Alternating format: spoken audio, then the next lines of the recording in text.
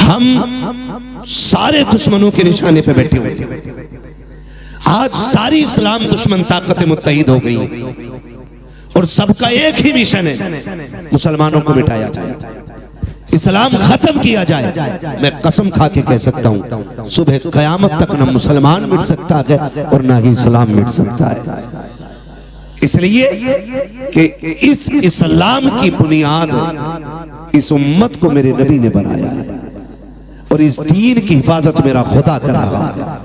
फानूस बन के जिसकी हिफाजत हवा करे, वो शम्मा क्या बुझे जिसे रोशन खुदा करे। तो ये दीन मिट नहीं सकता है, लेकिन आपको होशियार होने की जरूरत है, आपको होश में आने की जरूरत है, आपको होश के नाखून लेने की जरूरत है। कितनी तेजी के साथ बेटियां मुर्तद हो रही हैं। आपके बरेली सबसे आगे इस लिस्ट में है कि सबसे ज्यादा अगर दीन छोड़ा है तो आपके बरेली की बेटियों ने दीन छोड़ा है। मैं खुल के कह रहा हूं, क्या किया हमने उनके लिए, कितनी तहरीकें चलाई, कितनी तंजीमें बनाई, कितनी कमेटियां बेटियों की हिफाजत के लिए बनाई गई।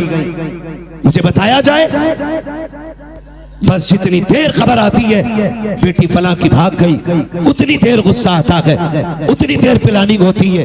अगला सूरज निकला फिर वही बेढंगी चाल। कौन बचाएगा इन बेटियों को आकर के? क्या फिर से उमर इब्न खत्ताब को आना है? क्या फिर से शेर खुदा को आना है? क्या फिर कोई सलाहुद्दीन आएगा? क्या फिर कोई मोहम्मद बिन कासिम आएगा? क्या फिर से किसी खालिद बिन वलीद को आना है?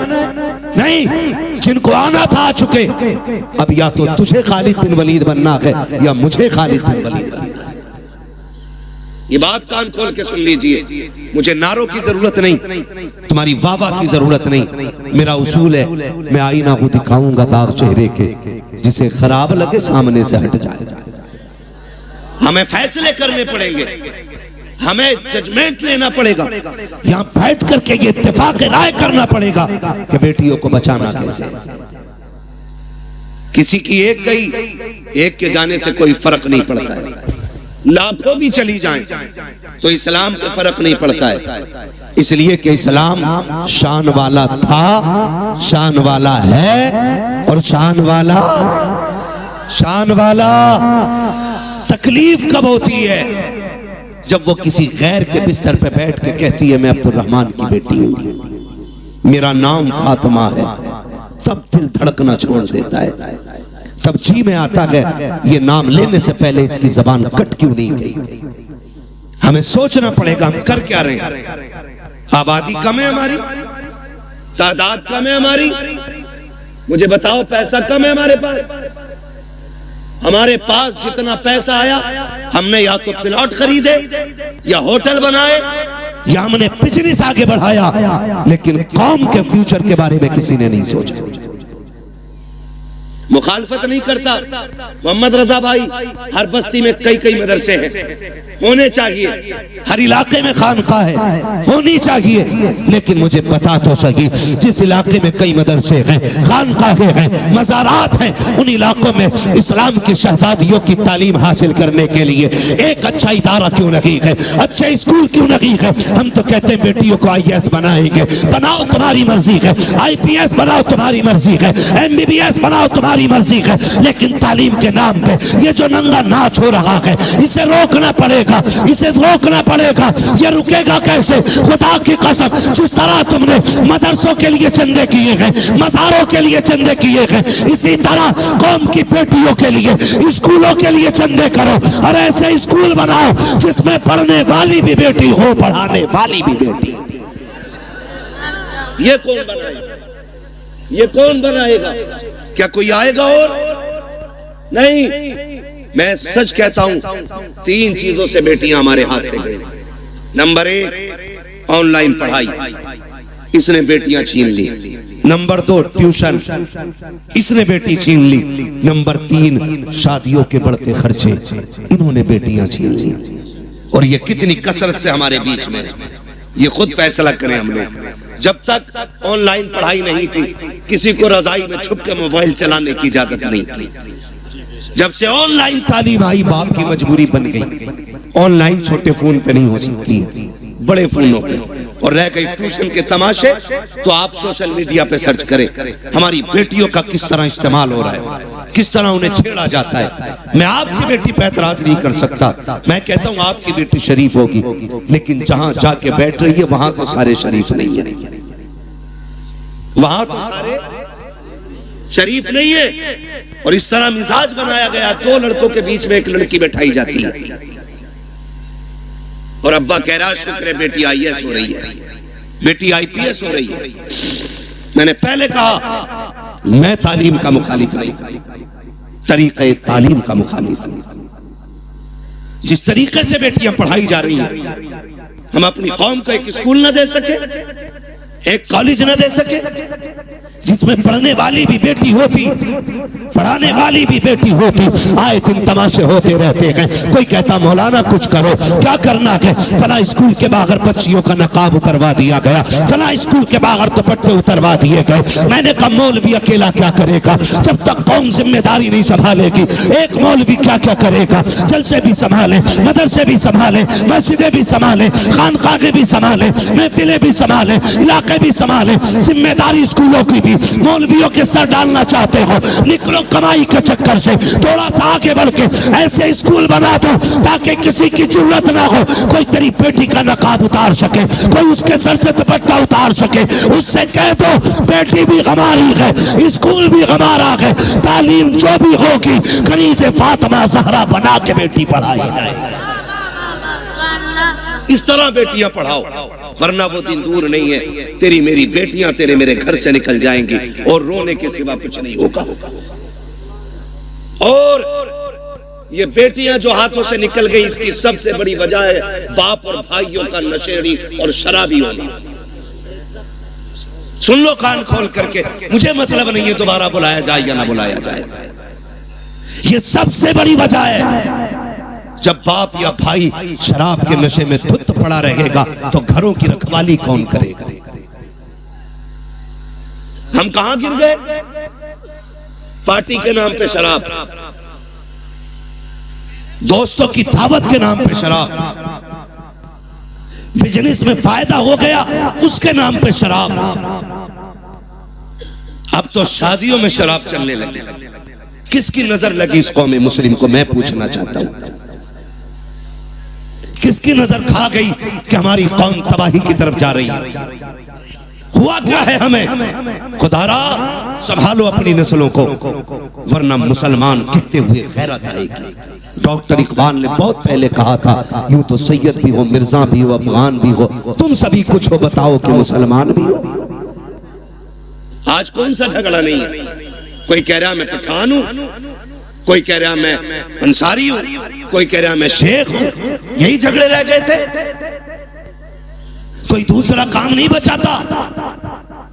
और भाई सुन कान खोल करके, किसी पठान को कोई अजमत और रिफात हासिल नहीं है, किसी खसाब को कोई अजमत हासिल नहीं है। खुदा की कसम, अल्लाह के नजदीक सबसे ज्यादा इज्जत वाला वो होता है जो सबसे ज्यादा तकवे वाला होता है। अगर नाज करना है, सजदों की कसरत पे नाज करो, कुरान की तिलावत पे नाज करो, अपने आप को देखो, मुहासबा करो, आईने के आगे खड़ा कर और पूछ तो सकी कितनी रातें ऐसी गुजरी है जिसमें तुमने खुदा को मनाया है, कितनी रातें ऐसी गुजरी है जिसमें रब को राजी किया है। अगर एक रात भी ऐसी नहीं है तो हंसने का मौका नहीं है, खुश होने का मौका नहीं है। एक रात ऐसी निकाल लो कि जब दुनिया सोती हो तू मुसल्ले पे आ जा, अपने रब को रोक के दिखा दे। खुदा की कसम, तो आंसू गिराना तेरा काम है, जन्नती बना देना खुदा का काम। लेकिन हम तो डांस भी करते तो नात के नाम पे, शादियों के नाम पे शराबें। कह रहा हमें पढ़ाता, कह रहा मौलवी साहब तुम्हें नहीं पता है बियर में नशा नहीं होता, एनर्जी ड्रिंक है वो, आग लगे तेरी एनर्जी में।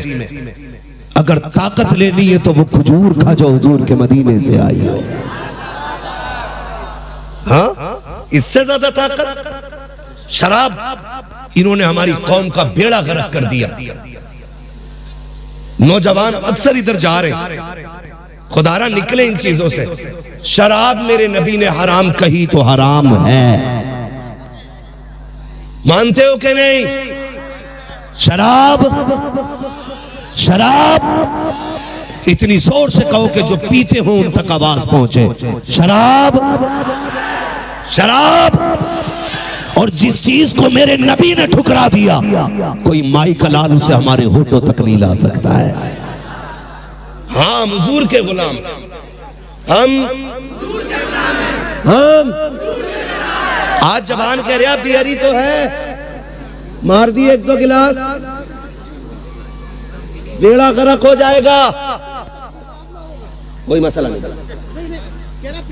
ना बेटे ना। वो इसलिए कह रहे बेटे, वो देख रहे, तुमसे कोई तकलीफ नहीं है भाई, तुम बैठो बैठो। हाँ, तवज्जो है सारे लोगों को? बेटे नहीं लिया तो तू तक कर ले, मैं कर। तवज्जो है ना सारे लोगों को? शराब डूब गए इसमें जाकर के।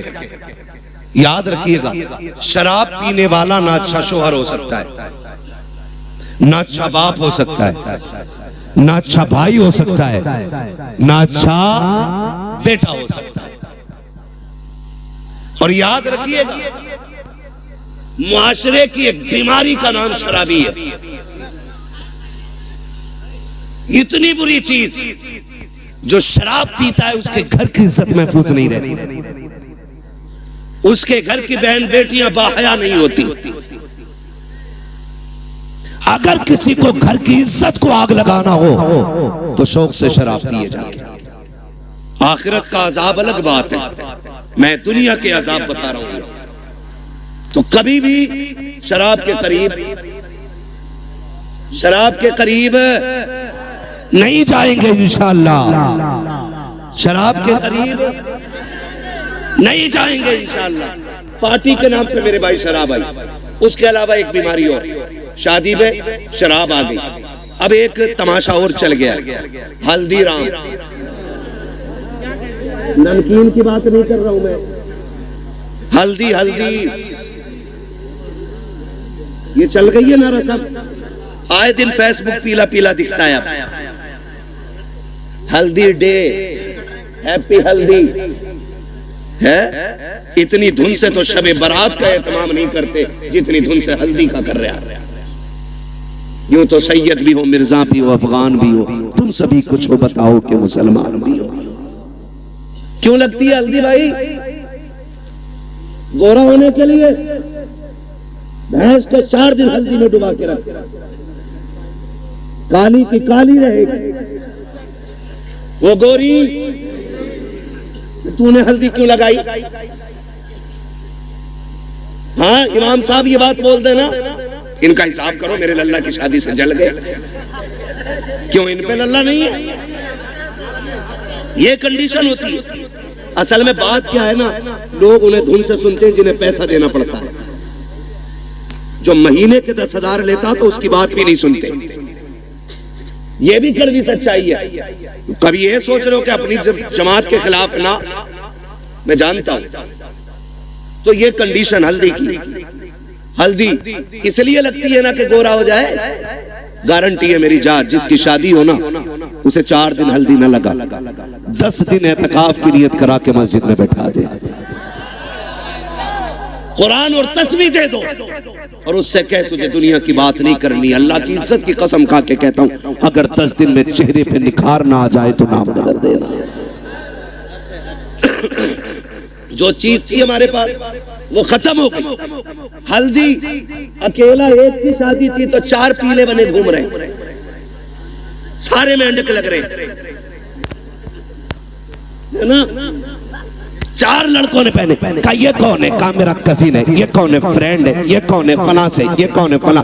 इसने हल्दी क्यों लगाई? कि मुझे देखा। इसने हल्दी क्यों लगाई? कि इसने इसे देखा। हमने हल्दियों के तमाशे इतने कर दिए, हम शरीयत भूल बैठे, दीन पर से पुष्ट डाल दिया। क्या इसी को इस्लाम कहा जाता है? खुदा के वास्ते सुधर जाओ, वरना कौम को तबाही से कोई नहीं बचा सकता है। क्या तमाशे हल्दी के नाम पे नहीं हुए? खुदा की कसम, हल्दी पे देखो तो सही, हाथों में घुनघुने बांधे गए। जिन मर्दों मर्दों को कुछ पहनने की इजाजत न की। उन्होंने हाथों में गुनगुने पहने, गले में भैंस वाली जंजीर पहनी। क्या हो रखा है? कैसे इज्जत बढ़ती है, शान बढ़ती है। खुदा की कसम खा के कहता हूँ, जिसको दाढ़ी भारी लगती हो उसके सोना पहनने से इज्जत नहीं बढ़ती है। अगर इज्जत बढ़ानी है, सोने को ठोकर मार, दाढ़ी को सीने से लगा। सोना देख करके बेवकूफ इज्जत करेगा, दाढ़ी देख करके खुदा के फरिश्ते इज्जत करने लग जाते हैं।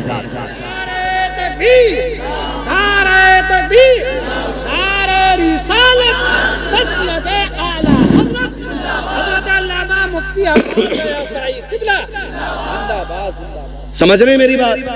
हल्दी करोगे से बंद करो, हल्दी सल्दी जितनी तूने लगाई है इतने में 4 लोगों का खाना बन जाता। क्या तरीके ये? इस्लाम ने 5 वक्त वुजू का तरीका दिया था। तुझे वो देखे मुंह नहीं निखारा जा रहा, हल्दी लगा के पीला हो रहा है, हल्दी लगा के। और कम लड़कियां नहीं, अब्बा दे रहा 15,000 ले ब्यूटी पार्लर चली जा। कहां ब्यूटी पार्लर? अब्बा भेज रहा है, अब्बा। ये भुएं कटवाई जाती है, ये पूछो इन उलमा से, एक बाल तक उखेड़ना हराम है। एक बाल तक तमाशे हो गए, हद हो गई। जन्नत न तेरे बाप की है न मेरे बाप की है। जन्नत इतनी सस्ती होती ना तो ज़ैनब ने लाशों पे घोड़े देखते हुए दौड़ते घोड़े देखे, लेकिन सर से चादर नहीं सरकने थी। सगे भाई के बदन पे घोड़े दौड़े, सैयदा ज़ैनब ने पर्दा नहीं छोड़ा। देखो तो सके अकबर की लाश सामने थी, लेकिन पर्दा नहीं छूटा। बेटों की लाश पे घोड़े दौड़े, पर्दा नहीं छूटा। तेरी बेटी ने गैर के जाके आगे अपने कपड़े उतार दिए, दुपट्टा हटा दिया। का इतना सजा दे एक रात की दुल्हन बन सको। मैं कहता हूँ मेरी बहन कान खोल के सुन लो, इस महकम से एक रात का हुस्न आता है, अल्लाह वाली बन जा। कयामत के दिन अल्लाह इतना हसीन बनाएगा कि हूरें तेरे हुस्न को देख के रश्क करती नजर आएगी। और नतीजे मेकअप कितने में होता है? अरे पैंट कितने में होता है ये बताओ, सीधी बात। कितने में हो जाता? 10,000, 5,000, 15,000 जैसी क्वालिटी चाहिए। अब तो सब में बन गई है ना। अच्छा उसूल क्या है? दूल्हा बनते तो क्या रकात पढ़ते? कितनी पढ़ते? पीछे वाले भी पढ़ते हैं कि ऐसे ही चले गए थे ससुराल? कितनी रकात? 2 रकात। और फिर तरीका यह है इस्लाम का, 2 रकात पढ़ के गया था, 2 रकात आके पढ़ता। तू भी पढ़ता, वो भी पढ़ती, लेकिन वो इसलिए नहीं पढ़ेगी कि वुजू करना पड़ेगा। और वुजू कर लिया तो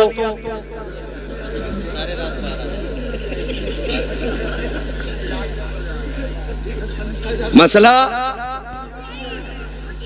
पुट्टी छूट जाएगी। बच्चा कह रहा अगर वुजू कर लिया तो पुट्टी छूट जाएगी। ये राज सारे ही जानते हैं। हाँ अब नुकसान जानते हो? जब पहली रात देखा था तो लग रही थी परी की बच्ची, अगले दिन जब देखा ना तो लग रही थी चुड़ैल की बच्ची। इसके नुकसान आप जानते? इंसान की नजर में जो चेहरा समा जाता फिर उसको उसी चेहरे से मोहब्बत होती है। अगर वो बदल जाए तो मोहब्बत कम हो जाती है। यही वजह है जो तलाक कसरत से हो रहे हैं। याद रखिए, यही वजह है जो तलाक कसरत से हो रही है। ए मेरी बेटी खातून जन्नत के दर की कनीज कहलाने वाली, जरा सोच तो सकी, तुझे रब ने बाहया बनाया था। तेरी गोद में सलाहुद्दीन आया, तेरी गोद में खालिद बिन वलीद आए, तेरी गोद में उमर इब्न खत्ताब आए, तेरी गोद में अबू बकर सिद्दीक आए। तू नबी तो ना बन सकी, लेकिन नबियों को जन्म देने का शरफ तुझे दिया गया है। तू नबी तो ना बन सकी, लेकिन नबियों को तूने गोद में लेकर लोरिया दी है। रब ने तुझे बड़ा मकाम बख्शा था, बड़ी इज्जतें अता की थी, आज क्या हो गया है? तेरी गोद में आने वाला डांसर तो हो रहा है, कुरान का कारी नहीं हो रहा है। तेरी गोद में आने वाला बदमाश तो हो रहा है, लेकिन नबी के दीन का आलिम नहीं बन रहा है। क्या हो गया है? क्या जात बदल गई है या तरीके बदल गए हैं? ए मेरी कौम के शहजादी हो, आज भी औरत हो, कल भी तुम औरत थी, आज भी तुम्हारी गोदों में आ रखे हैं बच्चे, कल भी तुम्हारी गोद में बच्चे आते थे, लेकिन फर्क है आज शादी से एक दिन पहले बेगैरती की चादर ओढ़ के गैरों के सामने चेहरे खोल देती हो, खुदा की कसम। लेकिन कल की औरतों का उसूल ये था, हजरत मौलाए कायनात मौला अली का दौरे खिलाफत है, इस्लाम की शहजादी यकात के साथ गुजर के जा रही है। रास्ते में एक नौजवान गुजरा, हवा का झोंका आया, उसने बच्ची के चेहरे से नकाब उड़ा दिया। न बच्ची ने नौजवान को देखा, न बच्ची को देखने की खबर है। जैसी कपड़ा हटा, झोंका आया, उस नौजवान की निगाह उस लड़की की आंखों पे पड़ जाती है। इतनी खूबसूरत आंखें कि दिल दे बैठा। घर आया, खातिमा को बुलाया, कब बता तो करो फला खातून कौन है, कहाँ की रहने वाली है, उसकी आंखें इतनी खूबसूरत है। खातिमा ने पता लगाया, कब फला की बेटी है, फला घर में रहती है। उसने कहा उस तक मेरी शादी का पैगाम पहुंचा दो। कोई बदतमीजी नहीं, कोई बदमाशी नहीं, कोई चैटिंग, कोई कॉलिंग नहीं है, सिर्फ एक बार देखा है, आंखों पे दिल आ गया, पैगाम भेज दिया है रिश्ते का, कहा मैं उससे निकाह करना चाहता हूँ। खातून गई जाके कहती है बेटी फला नौजवान मुझसे निकाह करना चाहता है। बच्ची ने कहा था वो मुझसे निकाह क्यों करना चाहता है, कहा वो तेरी आंखों का आशिक बन बैठा है। कहा उसने मेरी आंखें कहाँ देखी, कहा तू कल चौक में जा रही थी, हवा के झोंके से दुपट्टा हटा, उसकी निगाह तेरी आंखों पे पड़ गई थी। ए बेटी वो तेरी आंखों का दीवाना बन बैठा है। उसने कहा माई ठहर अभी आती हूँ। अंदर गई, जब बाहर आई है एक हाथ में चाकू था, दूसरे हाथ में तश्त में रखी हुई आंखें हैं। उसने कहा माँ ये जाकर के आंखें उस नौजवान को दे दीजिए। औरत ने देखा चेहरे पे खून बह रहा है, तश्त में रखी हुई आंखें हैं। कहा बेटी हाँ ये क्या कर दिया, कहा जाओ जाके नौजवान को दे दो और उससे कह दो तेरी निगाह इन आंखों पे पड़ गई है, मुझे कयामत में खातूने जन्नत के सामने जाना है। अगर इन आंखों की वजह से उनके सामने शर्मिंदगी उठानी पड़ी तो मेरे जीने का मतलब खत्म हो जाएगा। कामी ये आंखें इसलिए निकाल दी है कि जिन आंखों की वजह से आका के सामने शर्मिंदा होना पड़े, मुझे उन आंखों की कतई जरूरत है कि नहीं। आबाद जिंदाबाद, सुभान अल्लाह सुभान अल्लाह। इस्लाम की शहजादियां और आज जाकर के कपड़े उतार दिए, दुपट्टे हटा दिए। क्या उम्मीद रखते हो ऐसी औरतों की गोद में सलाहुद्दीन आएगा? क्या हो गया? तरीके बदल गए, जमीनो जमा तुम्हारे लिए, मकीनो मकान तुम्हारे लिए। हम मसलक के आला हज़रत के नाम पे नारे टटके लगा लेते। कौन है मसलक के आला हज़रत पे बताओ, कितने हो? उनकी जिंदगी हम देखें और फिर अपनी जिंदगी देखें। कोशिश करें अल्लाह हमें आला हज़रत के तरीके पे चलाए।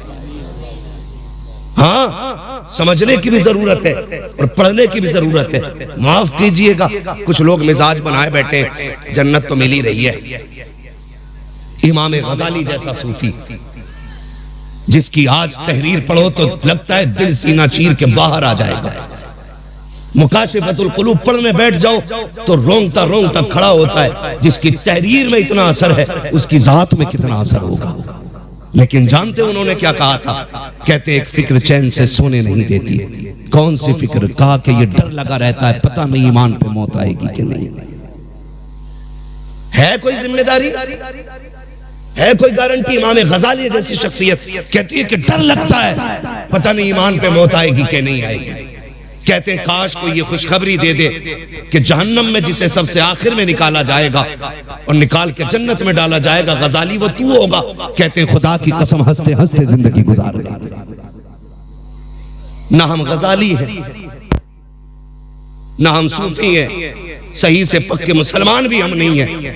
और बेफिक्री इतनी कि डर कोई नहीं है, खुल के गुनाह चल रहे हैं, डट के चैलेंज के साथ। हुजूर निकाह तुम्हारी सुन्नत है, डांस जरूर करेंगे हम, डीजे जरूर बजाएंगे हम। बताओ कौम का बेड़ा गर्क होने को है और मेरी कौम के बेगैरतों को डीजे बजाने से फुर्सत नहीं। मैं उन्हें गैरतमंद कहता ही नहीं जो बेटे के निकाह पे, भाई के निकाह पे, अपने निकाह पे डीजे बजाएं। गैरत क्यों नहीं आती है? निकाह करते वक्त तुझे हुजूर की याद क्यों नहीं आई? मुझे बताया जाए। और ये डीजे बुढ़िए बुढ़िए तुम्हारे यहाँ भी होती है? वो औरतें जिनके बाल सफेद हो जाते, अगर ढोलक ना आवे ना 7 दिन पहले तो कह रही लगी ना रहे अभी आओ अल्लाह का। गफूरन तू बुला मजीदन तू मगा बजा। इसके पैर कब्र में लटक गए और इसे बिना ढोलक के मौज ही नहीं आ रही। 3 बजे खीले लेके लौट रही है ढोलक में से, और इससे ईशा की पढ़ने कहते तो कहते घुटने काम ना करते। मुसल्ले पे उठा नहीं जा रहा इससे, और नाली ऐसे कूदती चली जा रही है जैसे हिरन जा रहा है। ये कंडीशन है। जिन हाथों में जिस उम्र में तस्बीह होनी थी उनमें ढोलक है, फिर रोना किस बात का है? इसी वजह से बेटे शराबी बन गए। जब माएं नचनियां होंगी ना तो फिर बेटे सलाहुद्दीन नहीं बनने, फिर शराबी और जुआरी बेटे पैदा होंगे। इसलिए कि मां का ही कदम अच्छा नहीं था, मां का ही कदम अच्छा नहीं था। खुदारा रवैये बदलो अपने रवैये, और ये ढोलक खत्म होगा इंशाअल्लाह। खत्म करेंगे इंशाअल्लाह, वादा कर रहे हैं इंशाअल्लाह। 7 दिन पहले ढोलक बजा। बातें बहुत सारी हो जाएंगी, वक्त मेरा मुकम्मल हो चला है। मैं आपसे चंद बातें कहना चाहता हूं। थके तो नहीं हो ना अभी आप? मेरी बात समझ में आ रही है ना? मैं जानता हूं आप 5 घंटे से लगातार साउंड की आवाज कानों से आपके टकरा रही है। आप थके न थके पर्दे थक गए होंगे, ये फितरत है। मगर आपसे मैं चंद बातें कहना चाहता हूं। होता क्या है, कै दिन पहले डीजे बज रहे आजकल?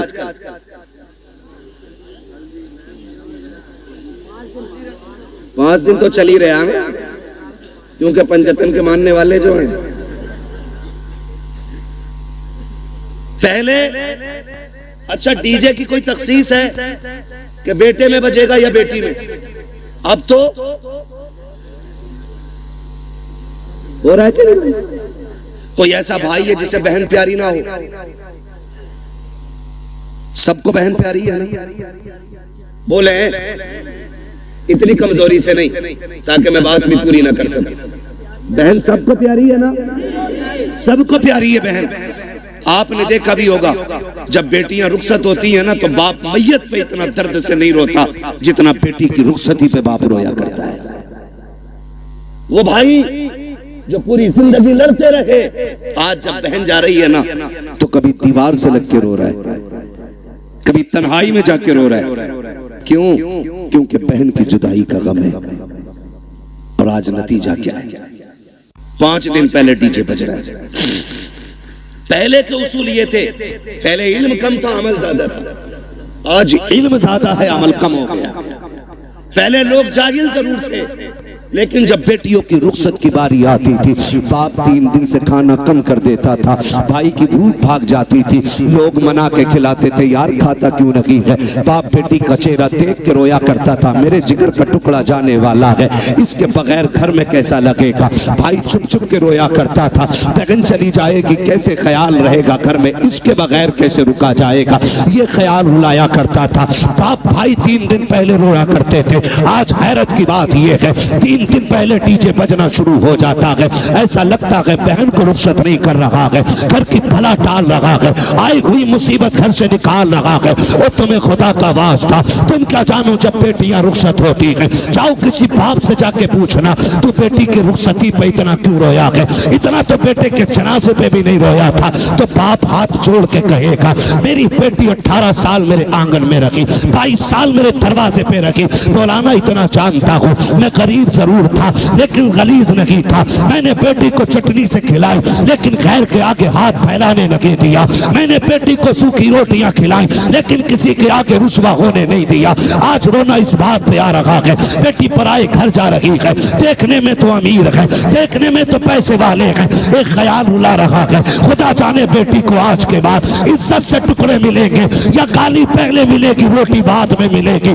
मौलाना ये फिक्र सता रही है आज के बाद मेरी बेटी बेटी को भूख पहले लगेगी, आंसू पहले आएंगे, ये ख्याल रुला रहा है। ये कह के बाप की चीखें निकल जाती है। तुमसे हाथ जोड़ के गुजारिश करता हूँ, बेटियों की रुखसती पर शैतान के तमाशे न लाना, बेटियों की रुखसती पर बाजे गाजे न बजाना। खुदा तौफीक दे, तेरे पास वक्त है, मस्जिद में चले जाना, जब दुनिया सोती हो मुसल्ले बिछा के बहन की इज्जत की भीख मांग लेना, अल्लाह से उसकी इज्जत के टुकड़े मांगना, कहना मालिक हमारी बहन कल जाने वाली है, अब तक हमारे बीच में थी, या अल्लाह ये कल चली जाएगी, मेरे मालिक रूखी खिलाना, ये मुर्गा खिलाना, इतना कर्म कर देना, जिल्लत से बचा के इज्जत के लुकमे खिलाता रहे। तकबीर, नारे रिसालत, बस लगे आला हजरत, हजरत अल्लामा मुफ्ती हम्माद रजा शाही किबला जिंदाबाद जिंदाबाद। तो जो है सारे लोग बंद करेंगे इंशाअल्लाह, सारे वादा करो इंशाअल्लाह। ये तमाशे खत्म करो, बहन की जिंदगी की भीख मांग। हमने बड़े बड़े अमीर घर की बहू को तलाक होते देख ली, हमने देखा है पैसे वालों को हंसी नहीं आती है, हंसते दिल वाले लोग हैं। हंसने के लिए पैसा शर्त नहीं, हंसने के लिए दिल शर्त है, और दिल वही जिंदा होता है जो नबी के तरीके पे होता है।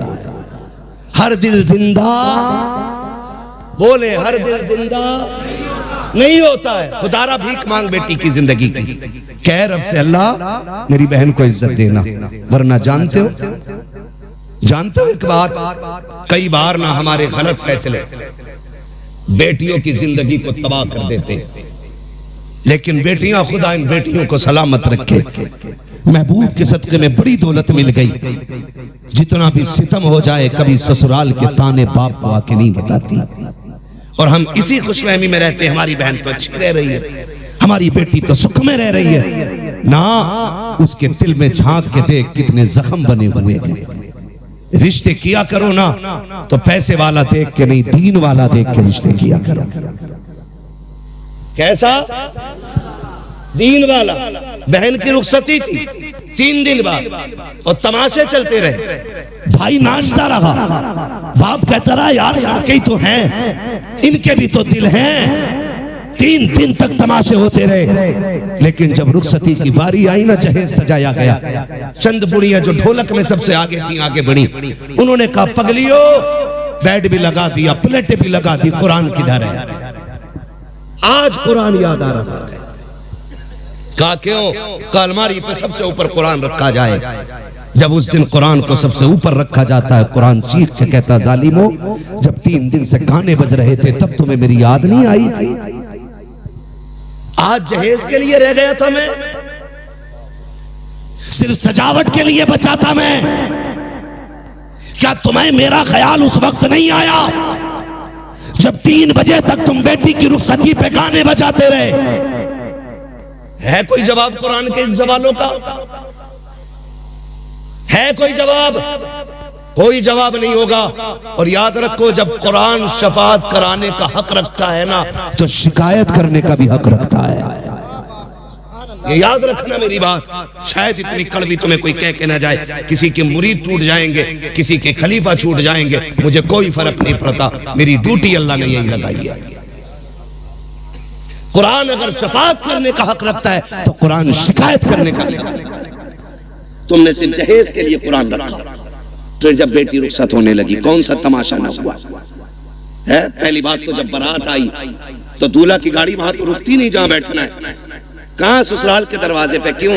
वहां वेलकम होना, आग लगे तेरे वेलकम में। वेलकम होना, वेलकम वेलकम नहीं, ये वेलकम है। हाँ, वेलकम होना है। और वेलकम के लिए किधर गाड़ी गई? किधर जाती है? किसके? मुखिया के, प्रधान के, ससुराल के? किसके गेट पे? ससुराल के गेट पे। खुद बताइएगा। ससुराल के गेट पे गया था।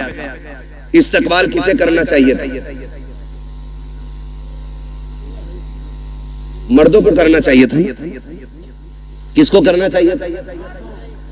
मर्दों को करना चाहिए था। भाई होते, चचा होते, बाप होते, ताऊ होते, चचा साथ भाई होते, किसको करना था? लेकिन करता कौन है? ये किसकी घर की है? या तो तेरे घर की है या मेरे घर की है। ये बेगैरती किसके घर में है? या तो तुम्हारे घर में है या मेरे घर में है। कोई भाई पसंद करेगा कि उसकी बहन पे कोई गलत निगाह डाले? करेगा कोई? कर सकते हैं तो हाँ बोले, नहीं कर सकते तो ना बोले। नहीं करेगा ना तो फिर टांग क्यों नहीं तोड़ते उस दूल्हा की जो बेगैरती के साथ इस्तकबाल कराने आते हैं? उससे कह दो ये बेगैरतों की चौखट नहीं, ये गैरत वालों की चौखट है। करोगे इंशाअल्लाह ऐसा? बंद करोगे वेलकम? नुकसानात जानते? जाओ देख लेना। जब वेलकम होता है ना तो जितनी लड़कियां आती हैं किसी के सर पे सलीके से दुपट्टा नहीं होता, इसलिए कि जितनी इस्तकबाल करने आएगी एक भी गैरत ज़ादी नहीं हो सकती। गैरत वाली बच्चियां तो घर से निकलती नहीं, ये जितनी आती हैं बेगैरत आती हैं। ये याद रखिएगा मेरी बात। जितनी आती हैं बेगैरत आती है। कोई जूस दे रही है, कोई पानी पिला रही है, कोई शरबत दे रही है, कोई कोल्ड ड्रिंक पिला रही है, कोई मीठा खिला रही है।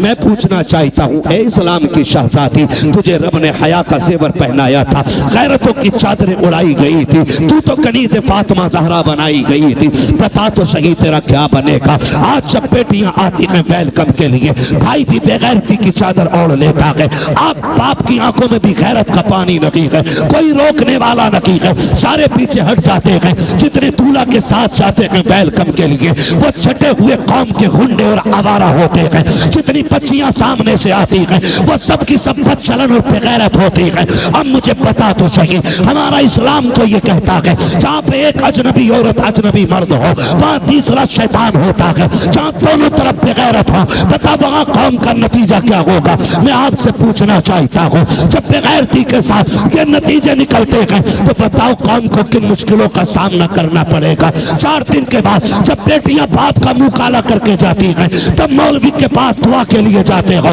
दूर से तावीज लेने जाते हो, फजर से पहले पहले आ जाए ताकि इज्जत रह जाए। ओ सालिम, अब कोई तावीज काम नहीं आएगा, अब कोई दुआ काम नहीं आएगी। 18 साल बिगाड़ा है बेटी को, इस गलती का मुदाफा 1 मिनट के तावीज से नहीं होगा। अगर नस्लें बचाना चाहते हो 1 दिन की उम्र से लेकर के शादी तक अपनी बेटी की ऐसी परवरिश करो जैसी परवरिश मेरे नबी ने खातून जन्नत की है। खातून जन्नत ने जैसी परवरिश सैयदा ज़ैनब की है। खुदा की कसम बहुत इनकी होगी, आने वाला सलाहुद्दीन अय्यूबी पैदा होगा। जिंदाबाद जिंदाबाद। नारे तकबीर, नारे रिसालत, मसलके आला हजरत, उलमाए सुन्नत, जिंदाबाद जिंदाबाद। बंद करेंगे ये तमाशे इंशाअल्लाह। जितने वादा करते हाथ उठा के कहें इंशाअल्लाह। अब भी देखो किसके नस्ल में अभी लहू में बेगैरती हाथ नहीं उठाए। देखो दाएं बाएं किसने नहीं उठाया है, जरा बंद करेंगे ये तमाशे इंशाअल्लाह। आज मैं दूसरी बार आया, एक बार पहले भी आया था तो बारिश हो गई थी रब के करम से। आज आया हूं, आज 1 घंटे से ऊपर बात हो गई है। क्या नाम है अपनी इस बस्ती का? सैदपुर चुन्नी लाल। कितने लोग इस गांव के अंदर हाथ उठा के बता दें? है जियो, सलामत रहो, माशाअल्लाह। लग रहा पूरा गांव हुजूर की महफिल में आ गया है ना? अल्लाह सलामत रखे। ठीक है जी, जितने इस गांव के लोग हैं वो हाथ उठाएं, जरा हाथ उठा लें। क्या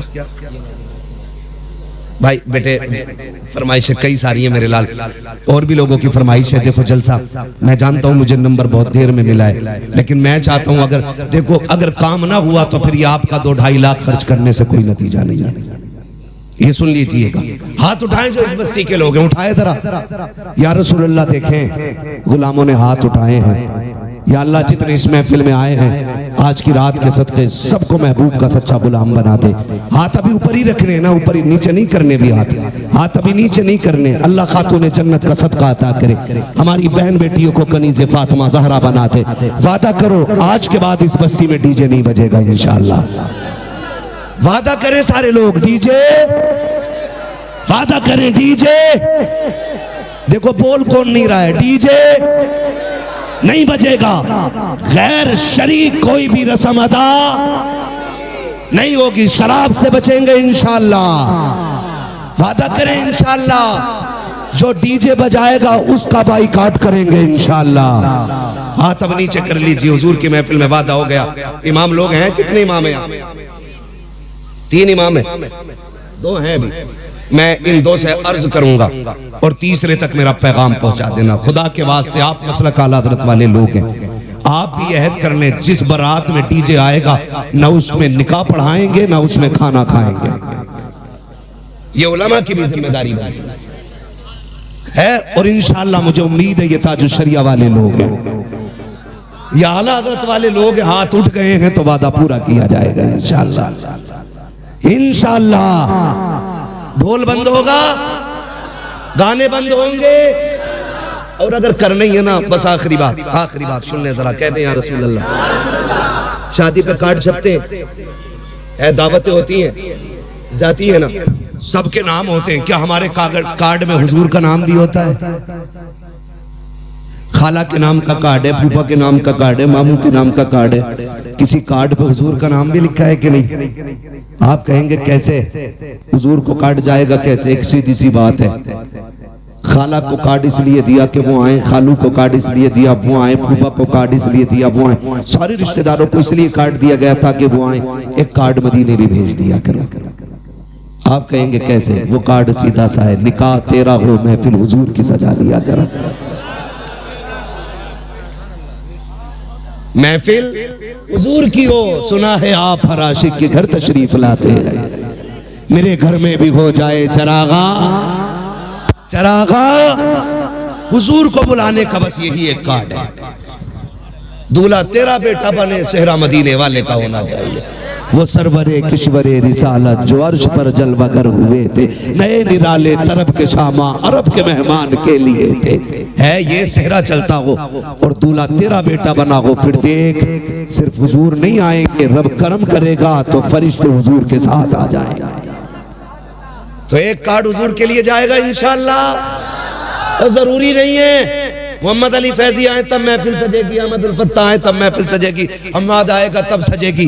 मैं कहता हूँ कोई भी ना आ सके ना तो मुफ्ती अहमद रजा मोहम्मद रजा भाई को बैठा दे माइक पे, क्या हुजूर की नाज सुना।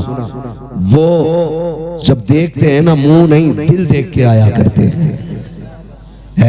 तो इंशाअल्लाह ये कार्ड हुजूर को जाएगा इंशाअल्लाह।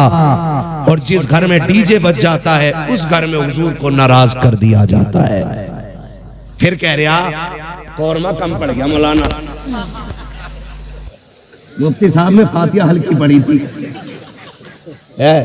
कम क्यों पड़ा है? पहली बात तो डीजे बजाया, हुजूर नाराज, हुजूर नाराज खुदा की रहमतें नाराज, यही है ना।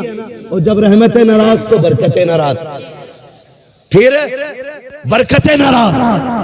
और एक काम और किया, उल्लू बन गए सारे गधे, खड़े होकर खाना चाहिए स्टैंडिंग में, आधा खा रहा आधा फेंक रहा। ये कंडीशन बना रखी है, डोंगे के डोंगे रखे और कह रहा इसे बदल के ले आओ। ये वो लोग हैं जो अपनी बीवी के छींचड़े फेंकने पे भी नाराज हो जाते हैं। क्या तुझे पता 240 को मिल गया, थोड़ा सा मसाला है 280 हो गया, इधर महंगाई ज्यादा है तो बारात में जरूर जाना चाहिए। समझ रहे मेरी बात? तो ये वो लोग होते हैं जो बीवी को छींचड़े फेंकने पे भी गुस्सा हो जाते हैं। वो कहते हैं शाम को सब्जी ना बनाइए, वो कहती खत्म हो गई, कह रहा कुकर पोंछ के काम चला लेंगे। ये अपने घर की कंडीशन। और जब किसी बेटी वाले के घर जाते हैं तो डोंगा बोटी, वो शर्म कर, तेरी नजर में एक बोटी है लेकिन इसमें किसी गरीब की 18 साल की कमाई लगी है, किसी बाप की जवानी लग गई इस खाने को तैयार करने में। बोटी फेंकने से पहले सोच इसने कितने सूरज सर से उतारे होंगे, तब जाके बेटी के खाने का इंतजाम किया है। इसने कितने चौकों में जाके धक्के खाए होंगे, कितने लोगों ने गालियां दी होंगी, फिर मजदूरी दी होगी, तब जाके ये खाना बना है। तुझे गैरत आनी चाहिए, एक एक बोटी का एहतराम किया कर, एक एक लुकमे की इज्जत किया कर। तुम्हें खुदा का वास्ता जब किसी बेटी के यहाँ जाया करो, आधी रोटी घर खा के जाया करो, आधी रोटी बेटी के बाप को खुश करने के लिए वहां खा लिया करो। अगर तेरे हिस्से की बची रोटी से किसी गरीब की इज्जत रह जाएगी, खुदा की कसम काबे वाला भी राजी हो जाएगा, मदीने वाला भी राजी। जिंदाबाद जिंदाबाद। इसलिए मेरे भाई खाना फेंकना नहीं। महबूब अलैहिस्सलाम ने इरशाद फरमाया रिस्क की इज्जत करना, अगर ये रूठा तो दोबारा मैसर नहीं, तो आप खाना सुन्नत के मुताबिक खिलाएं। बड़ा अच्छा तरीका लगता है। ये टेबल होते हैं, टेबल इनकी टांगे तोड़ के नीचे बिछा दो। तोड़ मींस फोल्ड कर नीचे डाल दो। एक पूरे गांव की तरफ से दस्तरखान लाओ सुर्ख रंग का, सब पे बिछा दो। कोई कितना भी अकड़ हुआ क्या रोटी बाद में खाएगा, हुजूर की सुन्नत पहले अदा करेगा। बैठाओ, गारंटी है मेरी। जहां 25 क्विंटल में भला नहीं होता, वहां 12 क्विंटल में भला हो जाएगा। अल्लाह ने हुजूर की सुन्नत में बरकतें रखी है। करेंगे इंशाअल्लाह ये चीजें। मैंने बहुत ज्यादा बातें नहीं करी आपसे, सिर्फ आज की महफिल में इतना कहा है कि शादी में होने वाली खुराफातें बंद करें। निकाह इतना आसान कर दो कि बेटियां मुर्तद ना हो। डिमांड खत्म कर दो। 10 लाख 15 लाख 20 लाख बंद करो।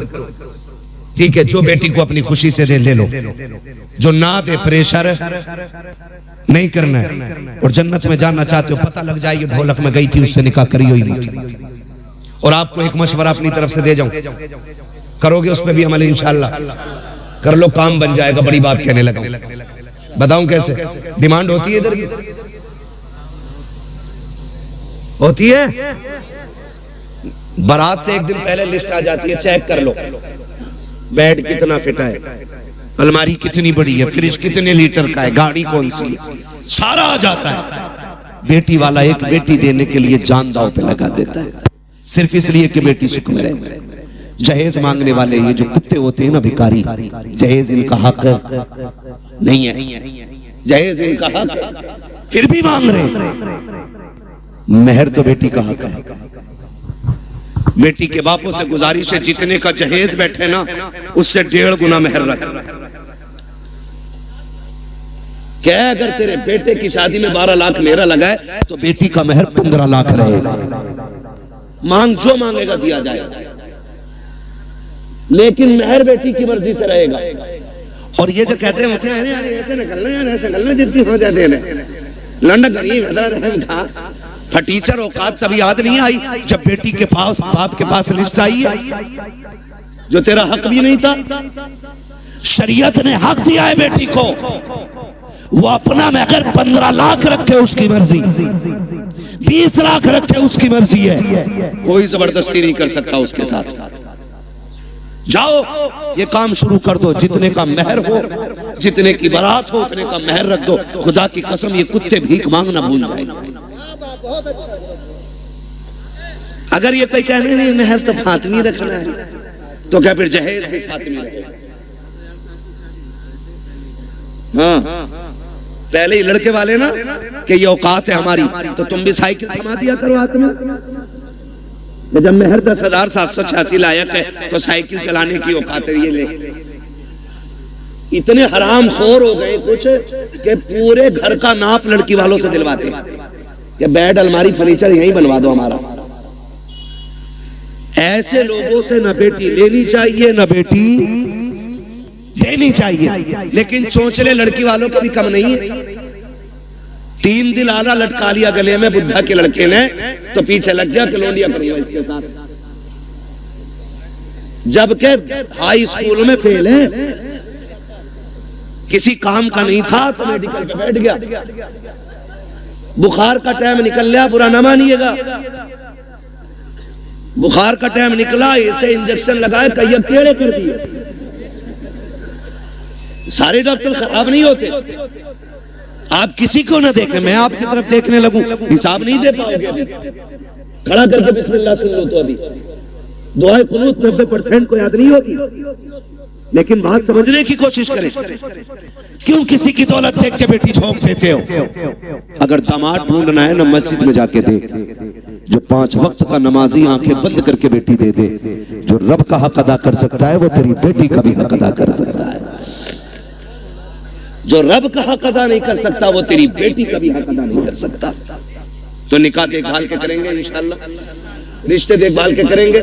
कोई डिमांड वाला आए ना तो उससे ना पहले तय कर लो, जितने का तेरा जहेज रहेगा उतना हमारी बेटी का महर रहेगा, कर या ना कर। कम से कम इबलीसों से तो बच्चियां बच जाएंगी, दुनिया के कुत्तों से तो बच जाएंगी। और याद रखिएगा, जो एक बार मांगता है वो बार बार मांगता है। भिखारियों की आदत नहीं जाती। तुम्हें क्या लगता है ये भीख मांगने वाले गरीब होते? तिरकों के हिसाब से चिल्लर होती है इनके घरों में। करोड़ों के मकान है मुंबई में इनके, जो भीख मांगते, मगर आदत नहीं जाती मांगने की। कटोरा अच्छा लगता है। ऐसा ही दामाद होता है, कभी जहेज के नाम पे मांगेगा, कभी चोचक के नाम पे मांगेगा, कभी बेली के नाम पे मांगेगा, कभी किसी चीज के नाम पे, कभी किसी, ये मांगते ही रहेगा पूरी जिंदगी। बेटी उसे दे जिसे मांगने की आदत खुदा से हो। और नौजवानों, तुम भी ससुराल से मत मांगना। मांगोगे ससुराल से, मांगोगे इसलिए कि ससुर के देने से भला नहीं होता, खुदा के देने से भला होता है। किसके देने से भला होता है? खुदा के देने से भला होता है। अल्लाह तुम्हें सलामत रखे। मैं नाराज नहीं हूं, कुछ लोग चले गए, मैं इस बात पर खुश रहता हूं, मेरे हिस्से में किरिम किरिम आई। जितना मठा था वो सारा छन गया है, ये किरिम आई है। और जितने बैठे रह गए इतने अमल करने पूरा इलाका बदल डालेंगे। और कोई ये कोशिश मत करना, लो बरेली में तो फला के ऐसा हुआ। सबको देख के करोगे तो कुछ नहीं होगा। तुम अमल शुरू कर दो, तुम्हें देख के जमाना बदलने लग जाएगा। ऐसे बनो कि जमाने के साथ नहीं, ऐसे बनो जमाना तुम्हारे साथ चलने लगे। करेंगे इंशाल्लाह। मांगने वाले को बेटी मत दो। और अगर मैं कहता हूं कोई